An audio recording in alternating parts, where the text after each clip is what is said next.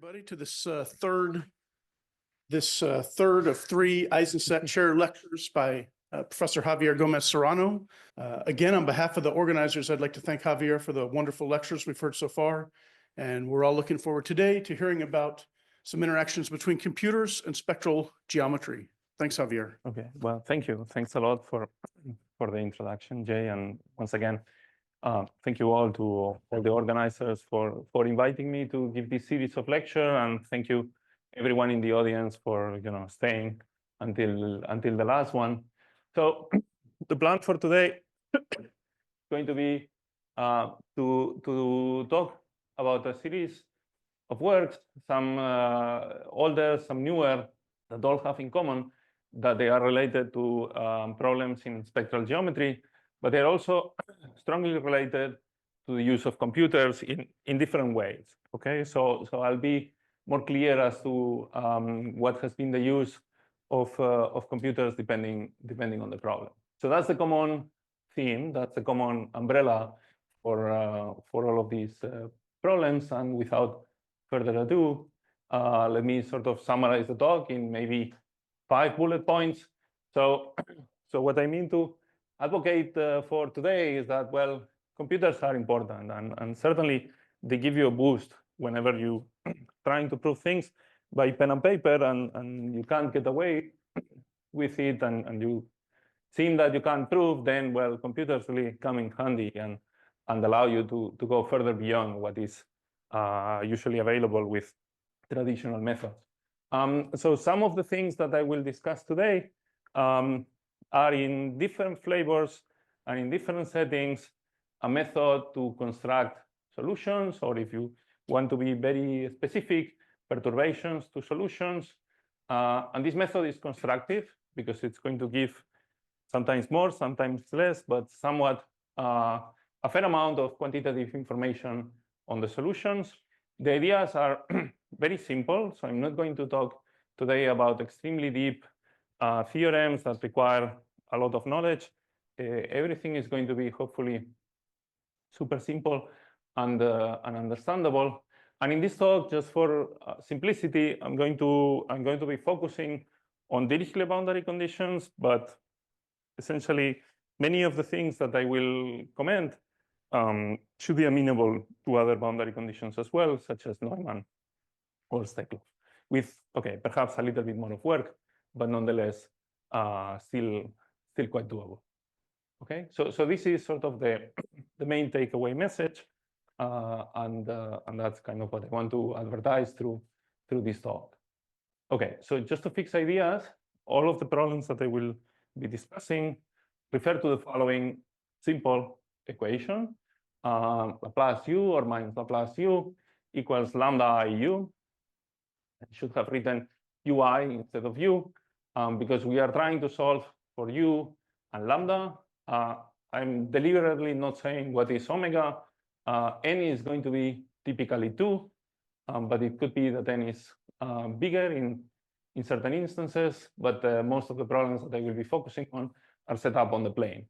So we want to solve this equation over there. Then we have a discrete set of solutions, lambda 1 u1, lambda 2 u2, and so on, that can be sorted. They are positive, and they go towards infinity. Okay, so this is sort of the common setup and the common starting point for all the problems that I will talk about today. Okay, so these are 2 important results that use computers that I won't talk about today. Okay, but I would like nonetheless to mention them because the flavor may be slightly different, but nonetheless the use of the enhancement given by computers is demonstrated by the results themselves. So one of them is related to the Polyasego conjecture. These are both of them are 60, 70-year-old problems, quite difficult. So the first one says that if you take the regular n-gon and you look at the possible set of moduli space of n-gons with a fixed area, then the regular one is a local minimizer for the first Dirichlet eigenvalue. Okay, and in fact, the way Polyasego wrote it, they did it even put the word local, but the theorem only proves the local character of the minimizer. And then this is what they did on the in the first paper, Bogosian and Bukur, by reducing the condition, the local minimality condition, to a finite amount of computations, which they then checked in another paper for the cases 5 and 6. Okay, so there is this first pen and paper reduction kind of tying up with the meta theorem that I was discussing in the first lectures. And then the explicit example, which is nonetheless quite big for certain particular cases, done with help of computer assistants. And then the other result that I wanted to mention has to do with the counting function of the Laplacian, meaning if you give me some value, then I want to tell you how many eigenvalues are smaller or equal than that value.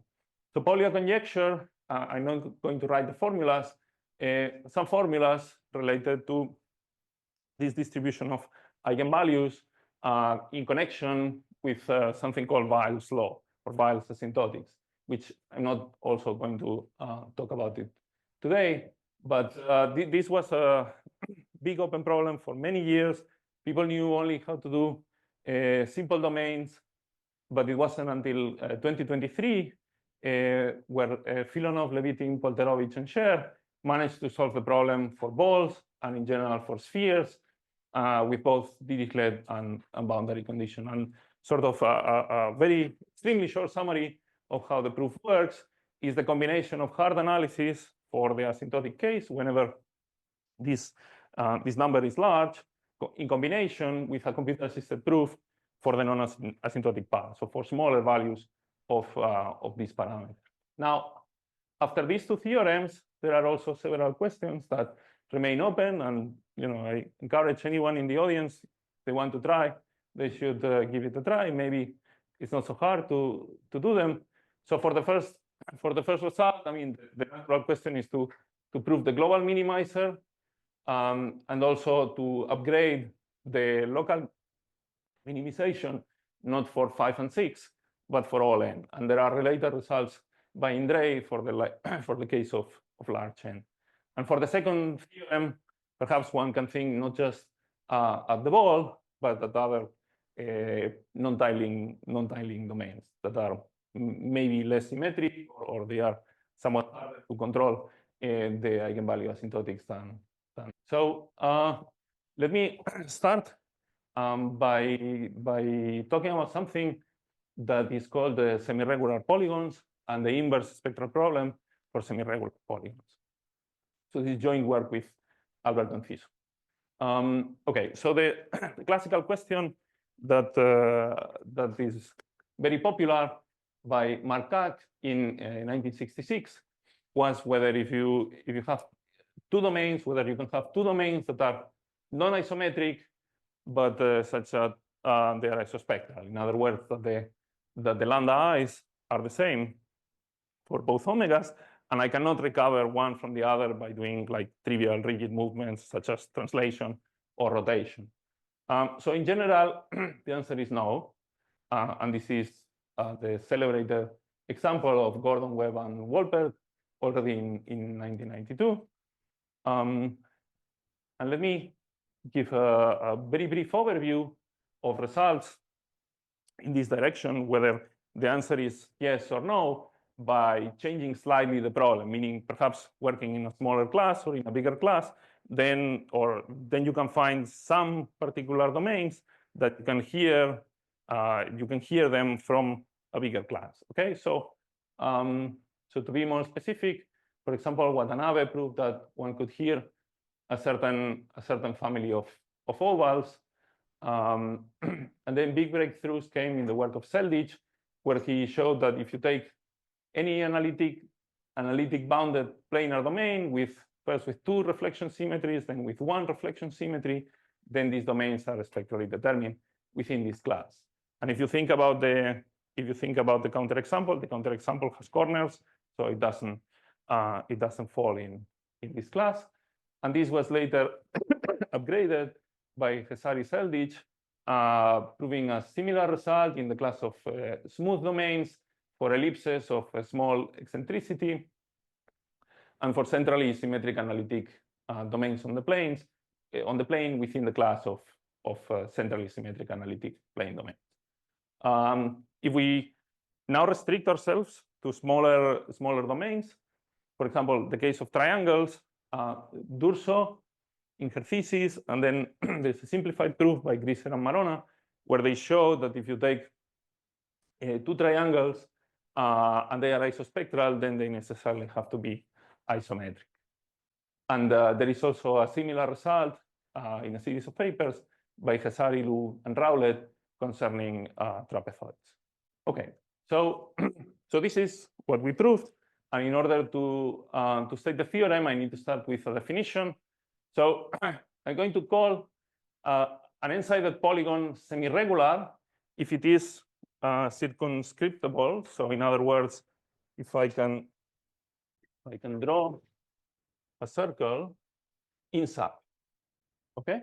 And then, okay, I won't draw that, but I'm also requiring for my polygon to have all its angles equal, and I am going to tolerate a different one, which is going to be bigger than all of the others, okay? It looks a complicated construction and a little bit far-fetched, but I will show a picture, and then it will become very, very clear why this is the right object. Okay, so the theorem says that if I take any of these objects, then I can hear them in the class of convex piecewise smooth domains. And in order to do that, we're going to develop a new isoperimetric inequality. Okay, so the proof is going to work like this. So some of the spectral invariants that one can hear, if you expand the heat trace, so the heat trace is this sum, and you can make sense of this sum expanding in powers of t, and this gives you certain geometric quantities from your domain that you can hear. So the first one that you can hear is the area. So you can hear the area of your domain by looking at the coefficient, which is of size, this is all in the plane, of size 1/t. You can also hear the perimeter of your domain, the length of the perimeter of your domain, by looking at now the coefficient of size 1/√t. Now, if you look at the coefficient, which is order 1, then you get this interesting function, S of p, that depends on the angle, and it is not clear what it means. I mean, it means some formula that is difficult to make sense of it. It doesn't really correspond to some geometric invariant in an easy way, but it's going to be very important for our proof. Okay, so we're going to understand better, and then you have exponentially small terms. So our goal is to understand better this term, S of p, and use it to our advantage, and maybe say something of the type of a characterization of these semi-regular polygons in terms of this function S of p. Okay, so that's the goal. And the way computers came into place in this problem is very random. I mean, I was a graduate student. I started working on this problem just talking over coffee. So I had no idea whatsoever about geometry. I knew nothing about all of these. And then I was just chatting with other people over coffee. And then they say, oh, maybe, how crazy is this? No, maybe you can hear the regular polygons in the class of domains. And I thought, well, this sounds crazy.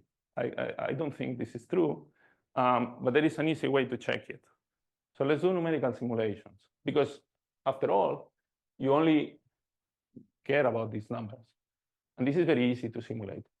So then, okay, I'll explain what the picture is. But we got this picture by doing Monte Carlo simulation, generating hundreds of thousands of polygons and normalizing them to perimeter 1. And what I plot is the area versus S. So now if you look carefully, the boundary of this region of all of these, and the polygons were sampled with arbitrary numbers of sides, and they were taken to be convex. Okay, but if you look at the boundary, then the boundary, okay, this is a maybe a more sophisticated boundary. But if you the regular polygons are simply dots here, poke, poke, poke, poke, poke, and they sort of look like this. And if you dig a little deeper, then you can see, maybe not so easily, but that all these red curves, this is a curve in the space of polygons, all of that red curve, which corresponds to the actual boundary of this set, corresponds to those polygons over there. Okay, so this is how kind of we drew the intuition from numerical simulations to the right statement. And then once we knew what the right statement was, it was a lot easier to prove. So we figured out by looking at many simulations that the right object to look at was that. And then we thought, oh, maybe the right way to prove it is to characterize the semi-regular polygon as extremizers of the area for a fixed S of P. And this is what we proved.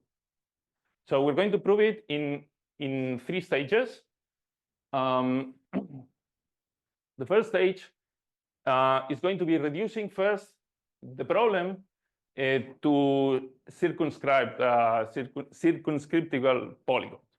So there is a lemma, and we actually have a lot of fun because this is not a typo. I mean, there is a paper in 1782. It's written originally in Latin. We found a German translation that said, and of course, mathematics was written in a very different way those days, that if you take all convex inside polygons normalized to unit perimeter, and you give me the angles, then the maximizer of the area is the one circumscribed to a circle. Okay, so if we're looking for maximizers, then all we care is about circumscriptible polygons. And then there is this is an abridged version of what this lemma says, is that if you look for extremizers of the area of this form and using convexity in a crucial way, then the angles can only take at most 2 different values. So now this is a 2-dimensional problem, almost, no? Because the angles can only take 2-dimensional values. The polygon is set in a nice way, and then what we do is we do some reduction to some Lagrange multiplier problem and use induction, and we conclude that the only optimizer for a fixed level is precisely given by what we expect. So this proves that semi-regular polygons are determined in the class of convex polygons. And then to go to the class of domains, we use that we can hear the integral of the curvature square. So then that forces any other candidate to have 0 curvature, and then we're done. Because if we have anything which is isospectral to a semi-regular polygon, it has to be a polygon, and we are in this situation. Okay, so this is very short.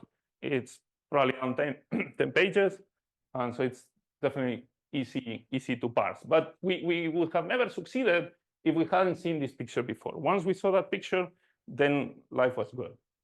So in that sense, computers have been important for us. First, as an element of discovery. Okay, so let me talk about a different problem, but kind of related to this. So before, the question was, okay, can one hear the shape of a drum? But let me change the question a little bit, and let's rephrase it as, can a human hear the shape of a triangular drum? But what do I mean by a human? Well, humans don't have perfect pitch. So let's, and our hearing is reduced to a certain window in frequency. So let's assume that we can only hear a bunch of a finite amount of eigenvalues. And then let's consider only triangular domain. So in other words, can I distinguish a triangular domain if I can only have access to a bunch of finitely many eigenvalues? So well, there is a paper by Chang and the Turk where they prove that if it is enough to check the lambda1 and lambda2 to distinguish a given triangle, it is enough to check lambda1, lambda2, and then a finite set. But this finite set may depend on the triangle itself, and it may not be bounded. So So the proof, because the proof is a proof by contradiction, and then it doesn't really give effective estimates on the amount of eigenvalues that you need to know. Okay, so let's do power counting. I mean dimension counting. So the dimension of the moduli space of triangles after I remove all the rigid motions is 3. And then Antunes and Freitas, based on numerical evidence, conjecture that if you know the first 3, then you're good. And if you know the first, the second, and the fourth, you're not.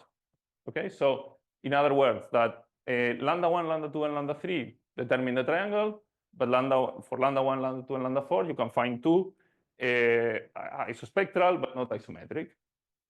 And this had been an open problem for about 10 to 15 years back when we started working on this. So the theorem is, well, we found 2 triangles, TA and TB, which are the ones drawn here, for which the first, second, and the fourth eigenvalue agree. Okay? And just to point out, Gerard Oriols was an undergrad at that time. So this has a lot of value. Okay, so let's simplify our problem, and let's put it in a setup that that we're going to attack it by a computer-assisted proof. So first, because of rescaling, I don't need to look at all 3 numbers. I only need to look at the quotient. Okay, so I have 2 functions, xc21 and xc41. Then, in other words, if I look at my parameter space, again, because of dilation and translation, I can fix the longest side to be 0, 0, and then 1, 0, and then to have my third vertex here at x1, x2.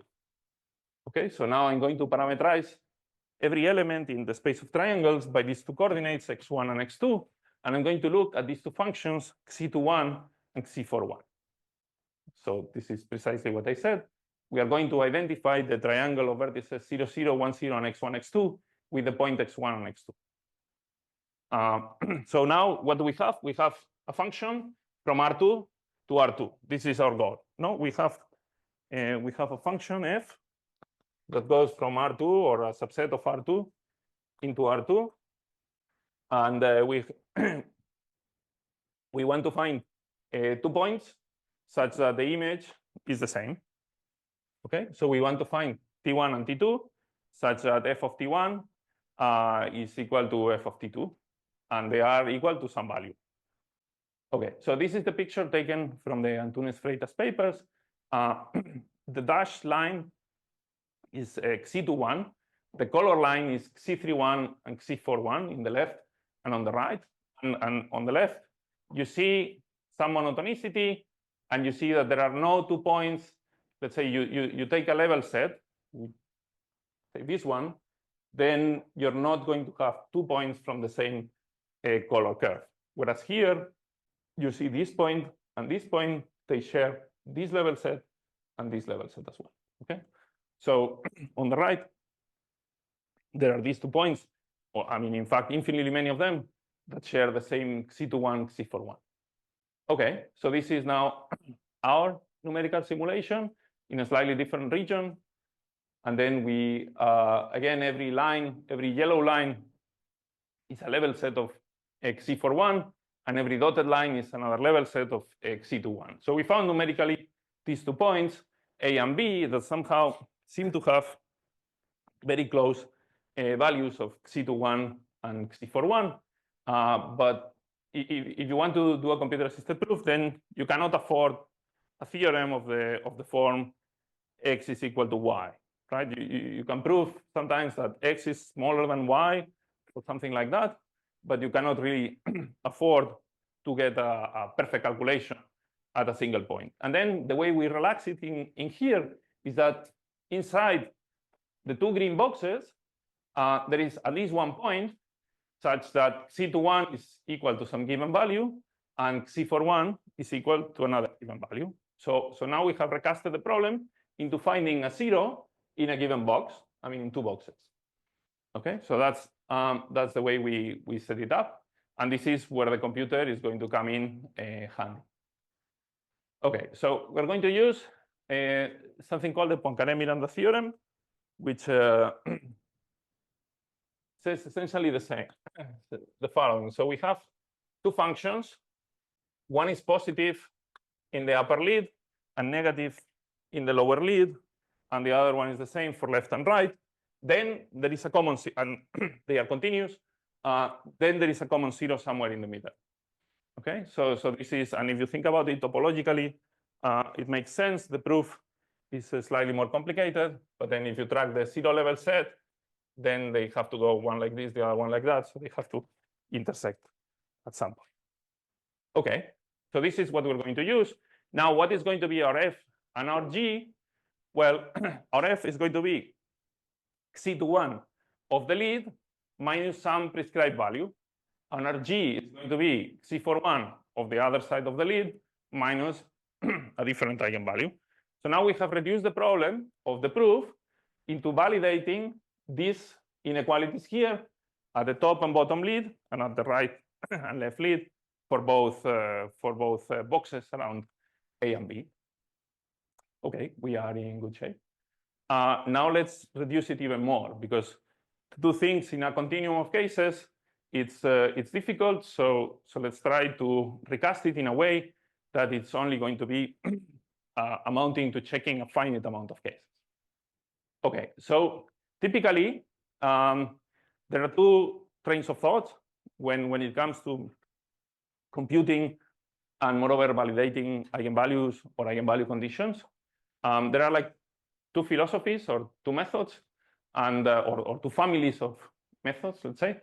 And each of them has good things and bad things. So one is to use finite elements and make rigorous statements about finite elements. Now, the good thing about finite elements is that if I'm asking for a certain eigenvalue, let's say the third, the fifth, or the 17th, it will give me information about the precise eigenvalue that I'm asking. But the bounds that I'm going to get, they're not as good as with other methods. Okay, so here we're trading information on the index versus the quality of the enclosure of the eigenvalue. The other family is the opposite. So this is something called the method of particular solutions that rely on a posteriori estimates. And they are very good in terms of accuracy. You get very fast convergence, like root exponential. But they don't give you any information about the position in the spectrum. So they will tell you something along the lines, close to your approximation, there is an eigenvalue. But then it's your problem to figure out whether that eigenvalue is the first, the fifth, or whichever. Okay, so we're going to combine these two methods. And remember, we need to have information on the first, second. Well, the third comes for free, but first, second, and fourth. Okay, so what we're going to do is to use finite elements to bound the fifth and get a lower bound on the fifth. And then we will use the MPS method to isolate 4 blocks that, because of the prior information on the lower bound of the fifth, are going to necessarily correspond to the first, second, third, and fourth. Okay, so this is kind of a very short summary of how the proof works. I will give details in another instance of a similar problem later on throughout the talk. We use a combination of both families in 2 passes, one to get a lower bound on the fifth, and then we combine, we did use another trick using some, let's say, improved estimates by Barnett and Hassel that allowed us to reduce the computation time by quite a lot by considering L2-based spaces instead of L-infinity-based spaces for the estimates, but I won't give more details about that. Okay, so this is, let's say, a canonical finite element theorem that says essentially the true eigenvalue is lower bounded by something that depends on the eigenvalue of the finite element approximation. So you mesh your polygon, in this case, you construct the matrix associated to the finite element problem, you validate the eigenvalue of that finite dimensional problem, and then, which gives you this lambda hk, And then using these estimates for a specific C, you can lower bound the true eigenvalue. Okay, so now this reduces the calculation of the continuous problem of the spectrum to the spectrum of a typically big matrix, because the loss here is not so great. I'm sorry, what is N here? N is, so suppose that for this case, it was a triangle, and then my mesh is very simple. So I take just N copies of similar triangles. That's N. There's going to be another slide where it is related more to the diameter of the finite element. But think of N or N squared as the number of elements in the finite element, in the mesh corresponding to the finite element method. Okay, so now the problem has been reduced to find and bound rigorously the eigenvalues of a big matrix. We're going to do something, because for efficiency reasons, computing and trying to find fixed points is too expensive. So we developed a stability lemma in a way that if we can non-rigorously compute some vectors v1, vm, such that they are approximately orthonormal, then there is a true orthonormal set of vectors nearby.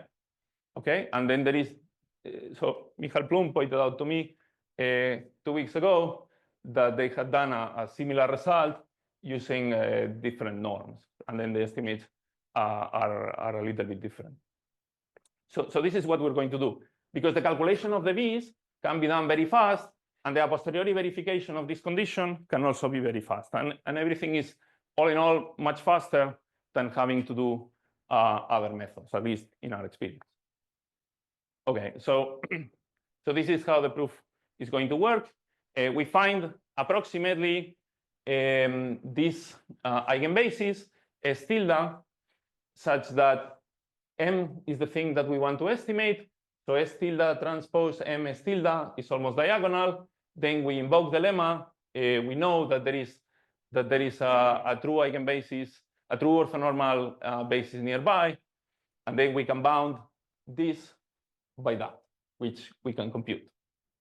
Once we bound the difference, then we can apply Gershgorin-Disk theorem to bound the difference and to bound the eigenvalues. So essentially, this is the true diagonal matrix. This is the approximate diagonal matrix. We get some bound depending on quantities that are easy to compute, and this is fast to compute. S is meant to be extremely small here. So then, using Gershgorin's theorem, then everything that we get is going to be very diagonally dominant. We can just treat all the spillovers as errors and really bound the spectrum in a way that is good enough for our purposes. Okay, so after having done that, we got enclosures of lambda 1, 2, 3, and 4, and we validated the condition on a triangle. So in the diagram where we had A and B, this is just a point on the outer parallelogram. Now, how to grow that into a segment? We can use monotonicity arguments and enclosures of eigenvalues to validate conditions on F and G on triangles nearby the ones that we calculated. And then by doing just a discrete amount of triangles, then we could cover all 8 segments and validate the condition on all of them. Okay, so we can cover the segments with finally many triangles, and then we validate them. And this amounted to a few hundreds, like 300 triangles on each of the 2 parallelograms. Okay, so overall 500 to 600 validations of this type. Okay, I'll give more details about the algorithm in the next problem, which is related to something called a Payne's conjecture. So this is, again, joint work with Joel Dane, who defended his thesis 2 months ago, and Kimberly Howe, who was an undergrad student at the time. So Payne's conjecture, again, a very old problem, 55 years old, says that you take now U2, you look at lambda 2 U2 on a bounded domain on the plane, or in general in RD, Then the nodal line, which is the set of points where u is 0, must touch the boundary. Okay, so this is what the conjecture says. And then people have proved this with additional assumptions like symmetries or convexity assumptions. But in general, it is false. Okay, so Hoffman-Ostenhoff, and Nadirashvili constructed a counterexample on the plane, and then this was extended by Fournet and Kennedy. And the counterexample is constructed in this way. Okay, so you're going to take the annulus and the ball, and you're going to try to drill. I mean, the black part doesn't have any domain. You're going to drill passages from the annulus to the interior of the ball in a way that by drilling these passages, maybe I'll draw a picture because then it is easier to see what happens. So now, if I look at the nodal domain, I drill a hole here, and then it's going to be something like this. And then if I drill another one here, it's going to be something like this. So I keep denting and drilling passages from the inner to the outer until eventually the nodal line doesn't touch the boundary.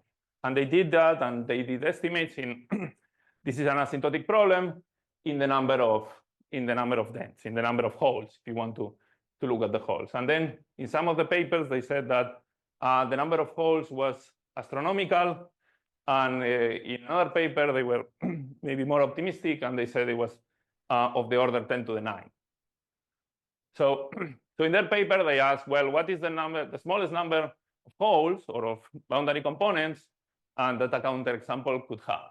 So what we proved is the following. We constructed one domain with 7 boundary components or 6 holes, and this is the domain, such that the nodal line of U2 is closed and doesn't touch the boundary. So here it is hard to see because of the resolution, but I promise that the nodal line, which is the boundary between the blue and the yellow, doesn't touch the holes.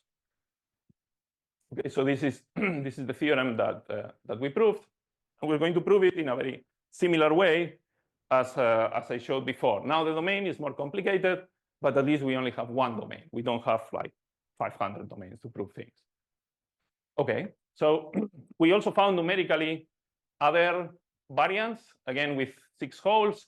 We only prove it for this one, but there is a zoo of potential domains that could satisfy this condition as well. Now here there is a trade-off between the distance from the level set to the boundary and the distance in the spectrum from the second to the third eigenvalue, which is a problem. Okay, so we wanted to balance that, and this is the reason why we picked this last domain, because it had better results in terms of those 2 parameters.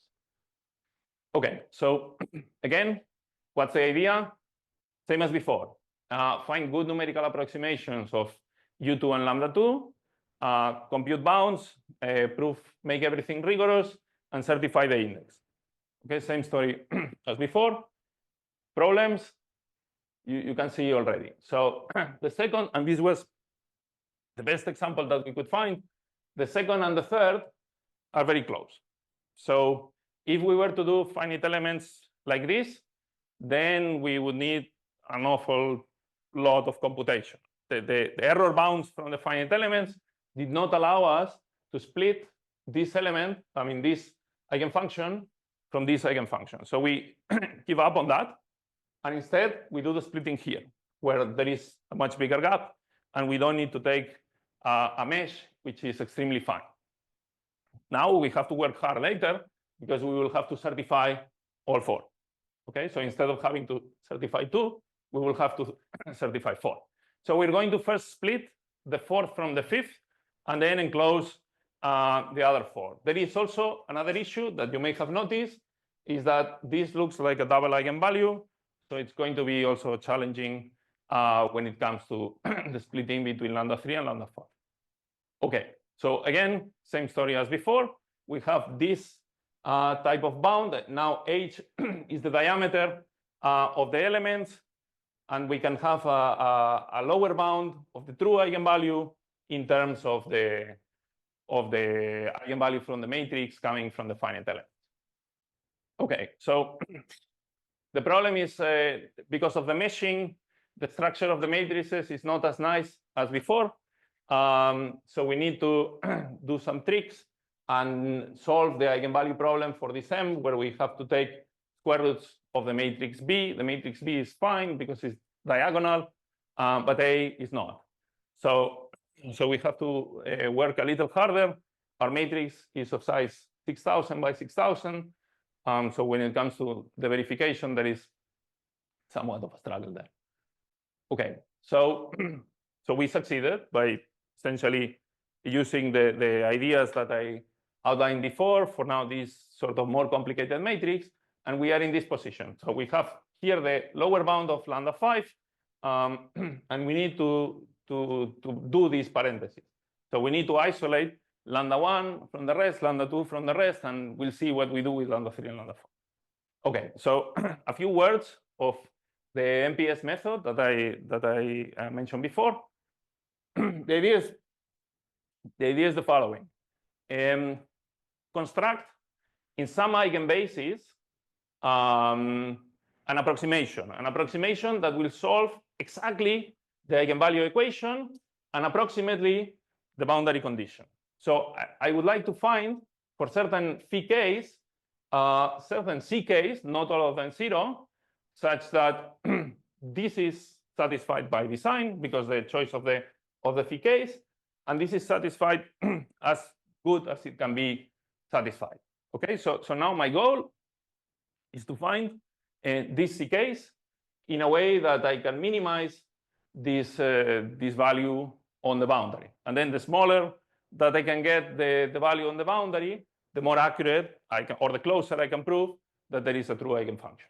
Okay, and examples of the phi k's that I'm going to take essentially Bessel functions or products of Bessel functions and trigonometric functions. The point is that in the paper by Gopal and Trefethen, they devised a method to set up these things in a way that you get root exponential convergence.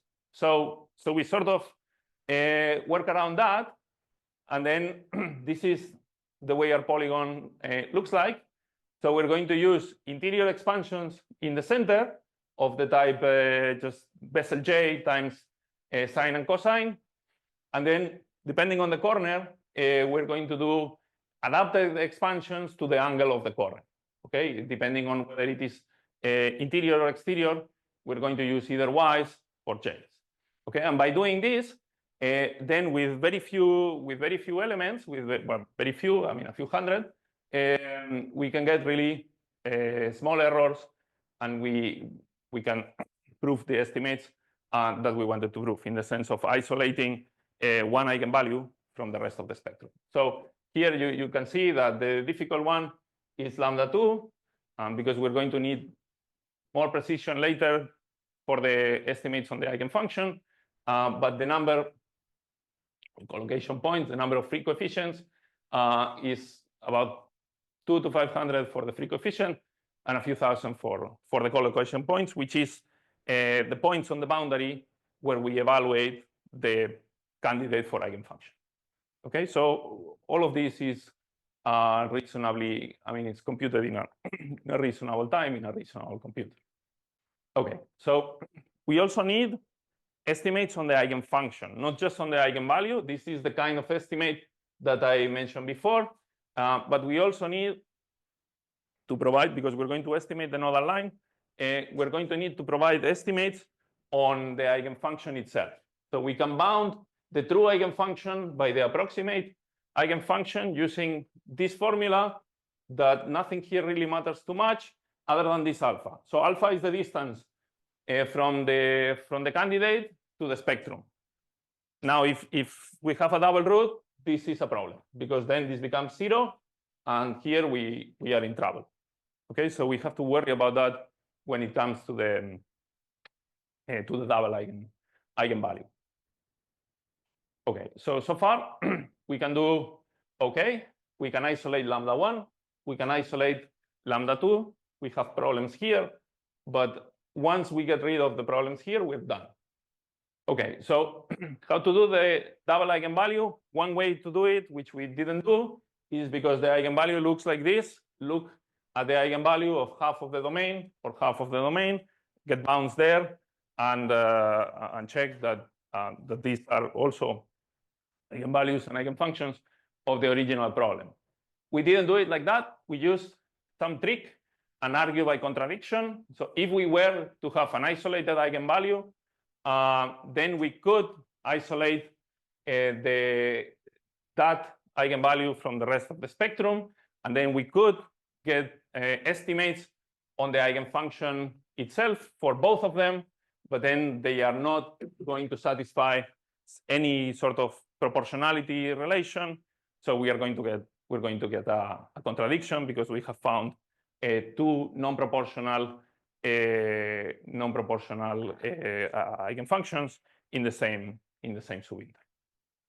Okay, so how to finalize this? We need to isolate the nodal line. Again, we use the estimate that I shown before, and what we do is in this red curve, we prove that U2 is strictly negative because of the estimates on the eigenfunction, and we also prove that U2 is positive somewhere inside. Therefore, the nodal line has to be contained here. It doesn't touch any of the boundaries, and then because of Courant's nodal domain, there cannot be anything else away from here that could somehow destroy the state. Okay, so this is kind of how the proof finishes. Okay, let me talk quickly about the last problem. So now here I'm going to talk about asymptotics of the spectrum, and this is joint work with Joel that I mentioned before, and Joanna Peck-Alberic, who is also an undergraduate student at UPC in Barcelona. Okay, so let me start with a question. So this is a very simple looking problem. So take an n-sided polygon, regular, on the plane. I mean, it cannot get any easier. Normalize to area pi. Then can we find asymptotics as n goes to infinity? So assume that we were to have a power series of this form. Could we find the CKs? And then built on that, built on numerical simulations, Antunes and Freitas, about 20 years ago, conjecture that lambda1 of Pn is decreasing with n for all n. So here the dimension of the problem is 1. So I'm just taking inside the regular polygons of area pi, looking at the first eigenvalue. This is an decreasing function of the number of sides. I mean, the statement is fairly easy, but so far, this is an open problem. So let me say a few words of what was known. So Molinari and Greenfeld-Strang had computed the first four using something called calculus of moving surfaces, which is somewhat related to shape derivatives of the transformation between the polygon and the disk. And this was extended by Boadi in his thesis, and he was able to compute the fifth and the sixth. So 2 years after, Jones, using high precision asymptotics, and then some had linear regression methods and some very clever guesses, thinking that this would have to do with zeta functions, he was able to compute the seventh and the eighth.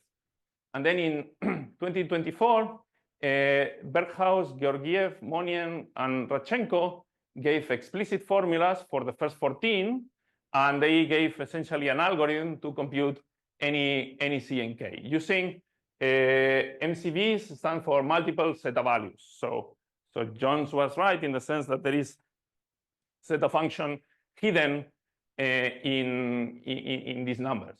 Okay, and because of that, and because of their calculation, they can prove that the conjecture is true if you take sufficiently large n. Meaning, for sufficiently large n, you have as many asymptotics as you want, and then you can prove that the function is going to be decreasing from some point on. So what we did was to complete it and prove that the conjecture is true for all n, including the small ones. quantifying this large n, which in the end is not so large after all. So, so the proof is going to go like this. We're going to prove, you make all the estimates quantitative, which is the hard part. Give an n node from which we are sure using the asymptotic analysis that we're good. And for us, n node was 26, which was a happy surprise because we were expecting something far worse. And in fact, we were prepared to handle cases up to 1,000 also with minimal effort. But I'm not going to complain. So the way the proof is going to work is, well, find a guess, lambda up and u up that depend on n, that again, using this Moller-Payne framework, such that they're normalized to norm 1, and on the boundary, they are of size g of n. Then by invoking this Moller-Payne theorem, we can prove that there exists a true eigenvalue nearby. And here, finding the index is very easy, and any trivial estimate is going to work here. So, what's the danger? What is the difficulty? Well, if we take the true expression of the formula, then the distance between one point and the next one is of size n to the minus 4. We want to squeeze our error in between, such that the whatever we lose from the errors of this number and this number doesn't beat the space that we have, the room that we have, which is n to the minus 4. So we better need g to be n to the minus 5, or potentially maybe n to the minus 4, but we don't want to play more of the constant game. So in order to be sure that there is some point where we are good, we need n to the minus 5. And because of that, u up and lambda up need to be correct up to n to the minus 4. Okay, this is the real difficulty, because then, okay, we borrow some of the expansions. The expansions are not nice. They involve lots of Bessel functions, lots of polylogarithms. We had to learn what a multiple zeta value is, and lots of like iterated integrals and so on. But we can feed it into the computer, and after a while, we can bound this error g of n, or get constant. So this is the hard part. We have to work hard to make all the estimates quantitative, and there are a few tricks down the line. So we need to provide upper bounds on the defect and the lower bounds on the L2 norm of u up.